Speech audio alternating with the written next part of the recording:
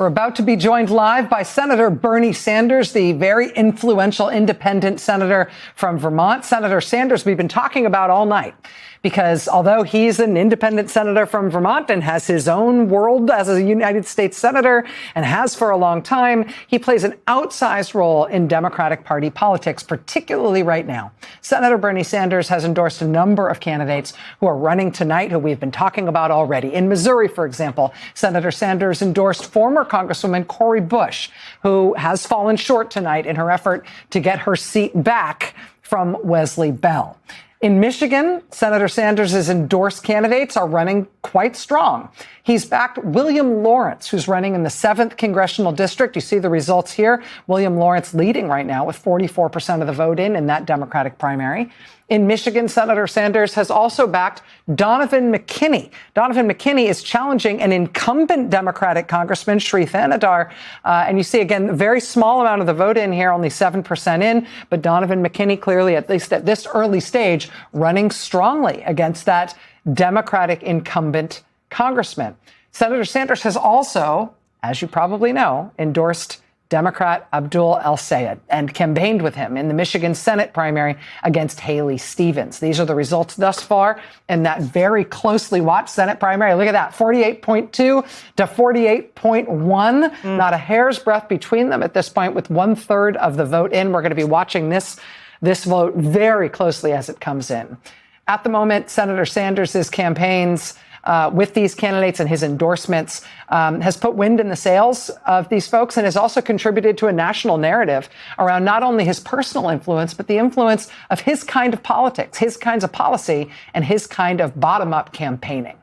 Senator Bernie Sanders of Vermont, it's a real honor to have you with us tonight, sir, when I know you've got your irons in a lot of different fires. Thank you so much for being with us.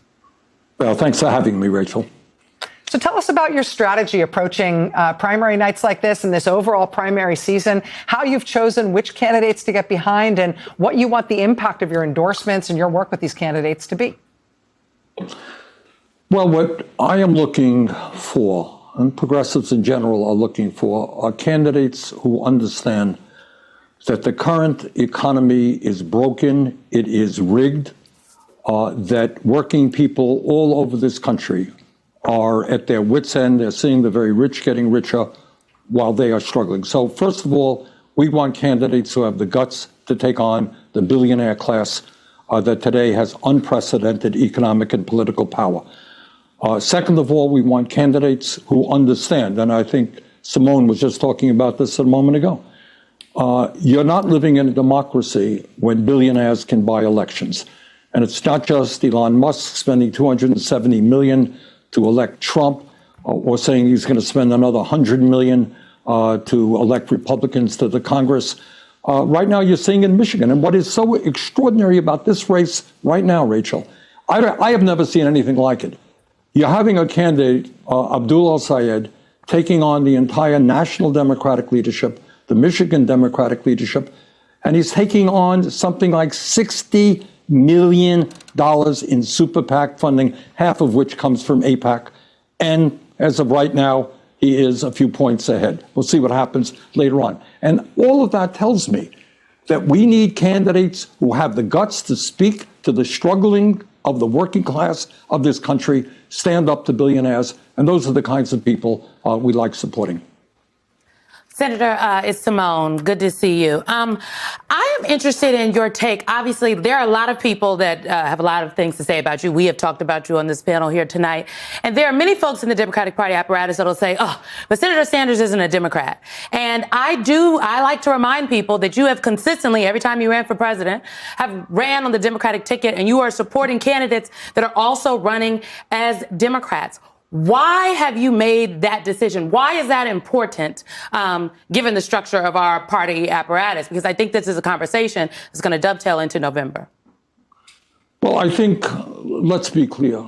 In my view, Donald Trump is the most dangerous president in the history of this country. He's an authoritarian. He's a kleptocrat. He's corrupt. He has gotten us into a horrible war, et cetera, et cetera. And my job as a United States Senator is to do everything that I can to fight back against those disastrous policies. So that's number one. And I'll work with anybody to stop Trump's terrible policies against working families, the environment, etc. But number two, when I look at what's going on in America, I see people wanting an alternative to Trump. And it requires one, Simone, being more than just anti-Trump. People want to know, what are you going to do for me? If you guys take control of the House and the Senate, do you have an agenda other than being anti-Trump?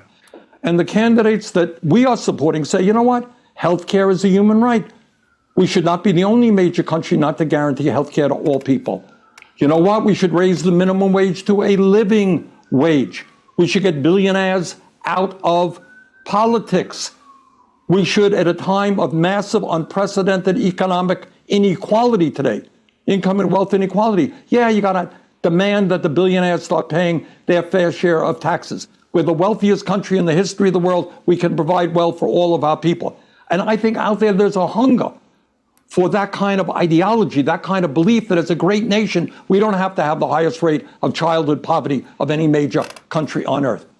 So what we are trying to do, Simone, is rebuild the Democratic Party and end this absurdity of having party leadership simply going out to wealthy people, getting campaign contributions, hiring consultants, putting 30-second ads. That's not our politics. Our politics is grassroots politics. Right now in Michigan, I can tell you that El Sayed has thousands and thousands and thousands of volunteers knocking on doors, bringing new people into the political process. That's how you reform the Democratic Party. And by the way, that's how you save democracy.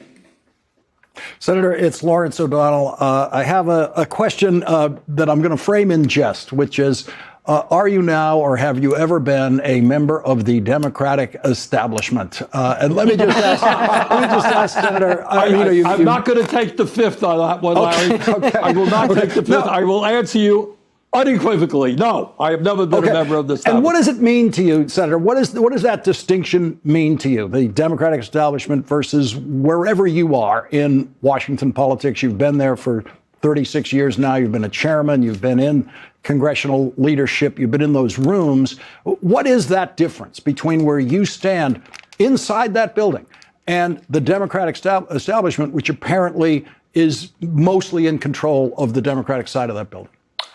Well, Larry, that's a very good question. And I think the answer is both ideological. The Democratic leadership kind of thinks about tinkering around the edges. Yeah, we got to deal with healthcare here a little bit. Maybe we should do this. Maybe we should do that. There is not an understanding that for the average American, the current system is broken. People don't want tinkering around the edges. They want healthcare as a human right. They want decent wages. They want us to address the climate crisis and create millions of jobs, et cetera, et cetera. So that is the ideological difference in terms of what we believe. But the other part of it, as I just mentioned, is how we look at politics. I think, and you can argue with me, Lawrence, but you know, if you're the establishment, you go out to your big money people, your billionaire friends, give us money, we'll hire consultants, we'll do these really good 30-second ads, we'll do opposition research, we'll manipulate the media. That's how we do politics. We do it very differently. I mean, Mamdani in New York is an epitome of what we do. 100,000 people out on the streets, knocking on doors, taking on the Democratic establishment, the Republican establishment, taking on the oligarchs, and he wins an election. Same thing in Colorado, same things in other districts. That is how we believe you should do politics and what the future of the Democratic Party must be. Senator Bernie Sanders, independent of Vermont. Your name was invoked on this broadcast many, many, many times before we got to talk to you tonight. It was only fair that we were able to bring you in live. Thanks for making time to be with us tonight, sir, and congratulations on a big night. Thanks very much, Rachel. Take care. Appreciate it. All right, Senator Bernie Sanders of Vermont.